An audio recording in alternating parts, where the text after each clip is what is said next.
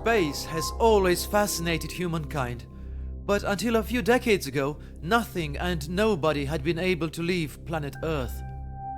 Today, when it comes to space exploration, most people would think about NASA, the American Space Administration.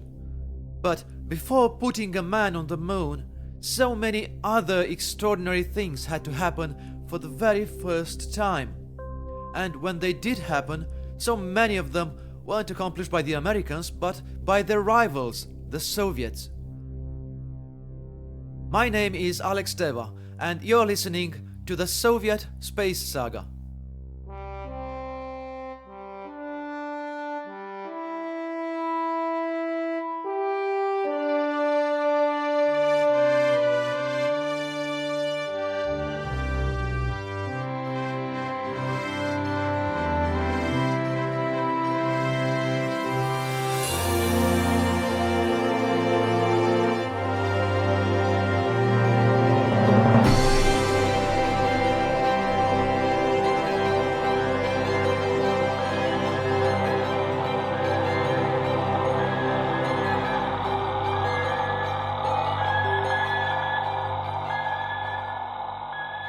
The history of human space exploration begins with a weapon, because of course it does. The German V-2 rocket, developed by the Nazis as a weapon of terror against the United Kingdom, was an extraordinary technological achievement, being the first man-made object to reach space in October 1942. As soon as their country lost the war, though, most of the German rocket scientists were snatched by the United States military. One of them was the top rocket man himself, Dr. Wernher von Braun, who went on to work as manager of the NASA engineering program. In its turn, the Soviet Union did its level best to round up as many of these scientists and engineers as possible, ending up with over 2,000 of them. The goal of both the Soviet Union and the United States was to recover the technology of the V-2 rocket, and thus began what we today call the space race. The problem for the Soviet Union was that, while the US had proven that it could deliver an atomic bomb all the way to Japan, the Soviets lacked this ability. What was needed, according to Stalin, was a new missile that would be capable of delivering, if need be, a Soviet bomb all the way to America. And so, at the order of Stalin, all these German engineers and scientists were brought to the Soviet Union in the winter of 1946.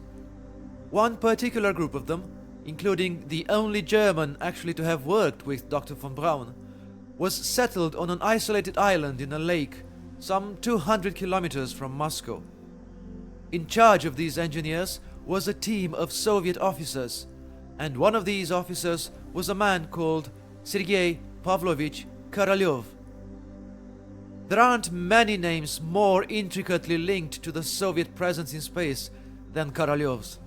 He was the chief designer of the Soviet long-range missiles, which Stalin dearly wanted so he could nuke the United States.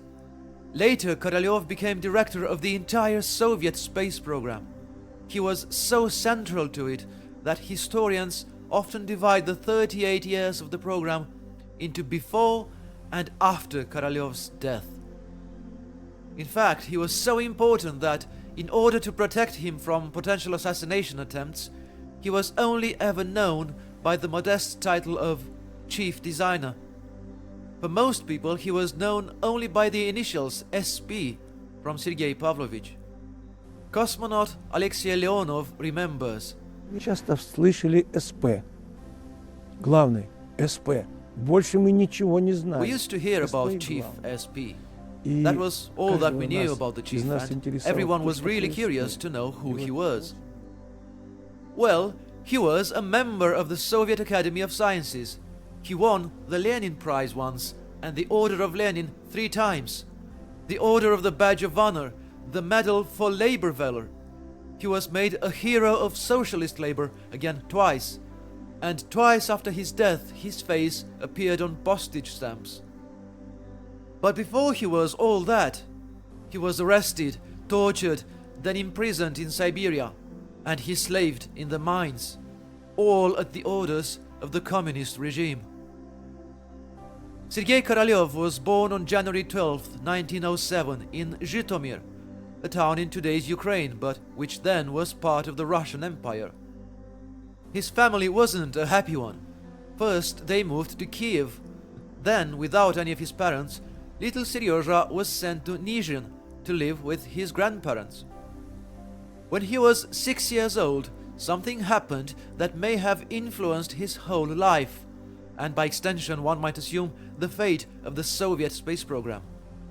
In June 1911, Sergei Utochkin, who was one of the first Russian pilots, flew in his aeroplane around the town square in front of young Korolev, leaving a deep and lasting impression on the young man. Then the First World War began, and Korolev was sent back to Kiev, never again to return to Nizhyn. After Kiev came Odessa, where his mother had moved in with his stepfather. But the gymnasium where Seryozha was studying closed soon after on account of the revolution, so he was educated at home. Fortunately, both his mother and his stepfather were teachers, with the latter also an engineer. Probably influenced by that aeroplane that he had seen when he was 6, Korolev became very interested and indeed very good at all things related to aviation. At 17 years old, he designed a glider which passed official scrutiny and was actually recommended for construction. By this time, he was a member in the Aviation and Aeronautics Society of Ukraine and Crimea. When he was 18, he began studying at the Kiev Polytechnic Institute, and 2 years later, he transferred to the higher technical school in Moscow. Now enjoying some fame as an excellent glider pilot and talented aircraft designer, he defended his thesis under the direction of none other than Andrei Nikolaevich Tupolev, one of the most famous aircraft designers who ever lived. Soon after that, Korolev became interested in rocket engines, and when he was 25 years old, he created a public group for the study of jet propulsion, which in the next year became an official state-sanctioned design laboratory. It was there that the very first Soviet ballistic missiles were created, and the first successful launch of such a missile took place in August 1933. For the next 5 years, Korolev worked as deputy director, head of rocket aircraft department, and as something called head of sector, all in the study, construction and launch of cruise missiles and rocket planes. He got married and had a daughter. He was recorded as being meticulous, demanding, hard-working and very well organized. Then politics happened.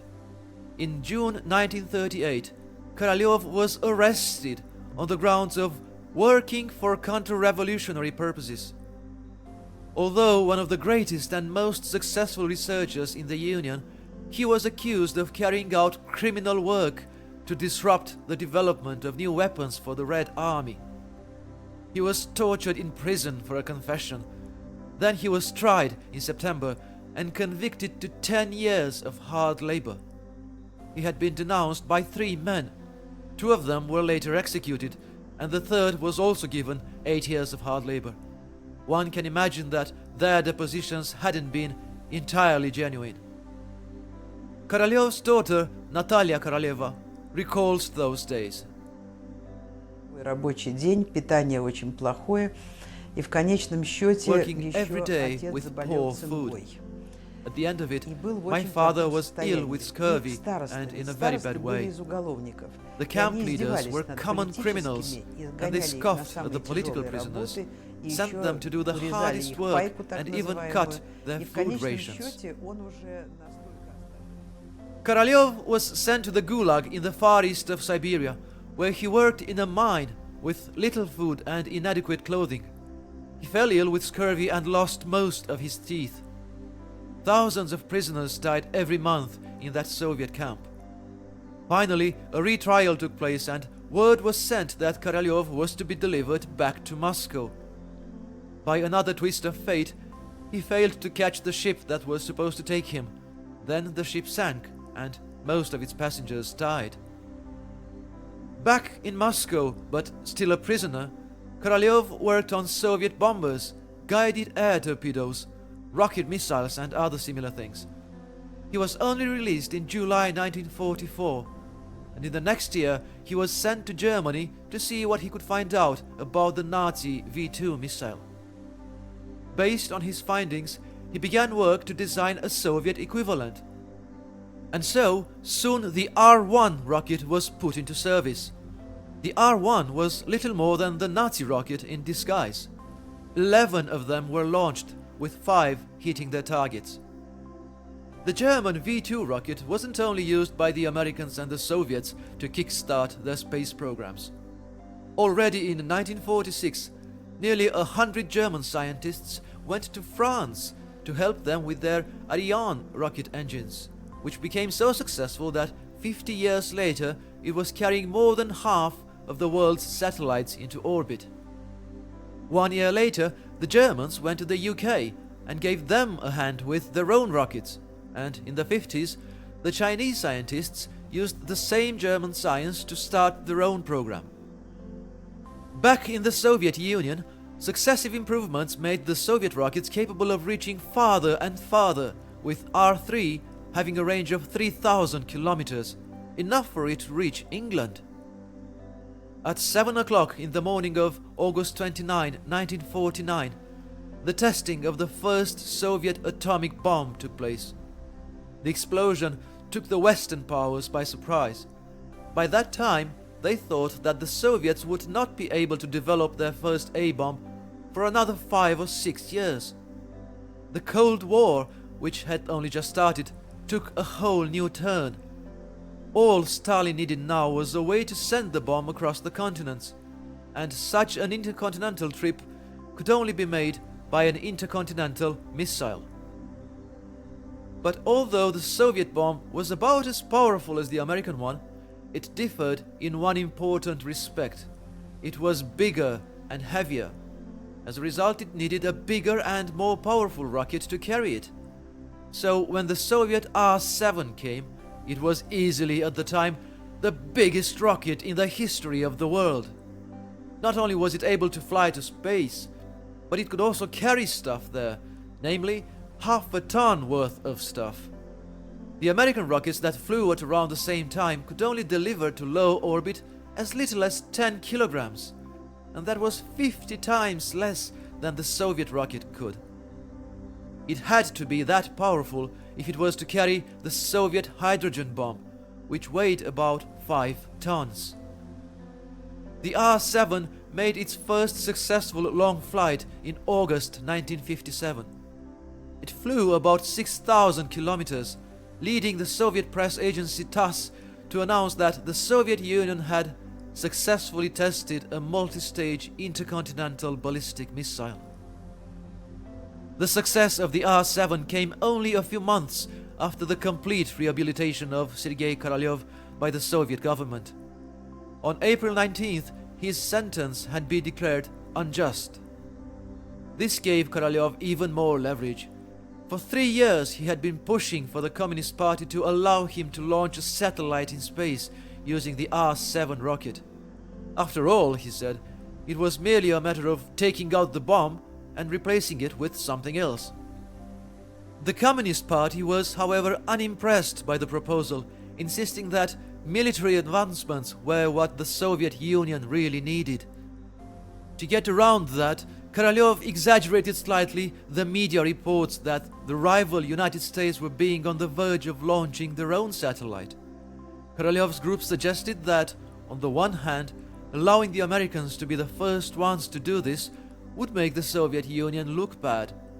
On the other hand, if the Soviets should be the first ones to do it, it would greatly increase the prestige of the Soviet Union in the eyes of the whole world.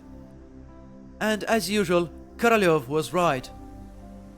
Join me in the next episode to hear the amazing story of Sputnik 1, humankind's first artificial satellite.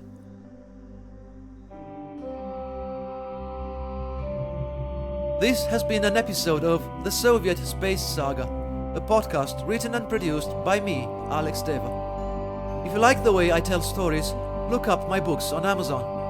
If you have questions or comments about this podcast, just send me a message.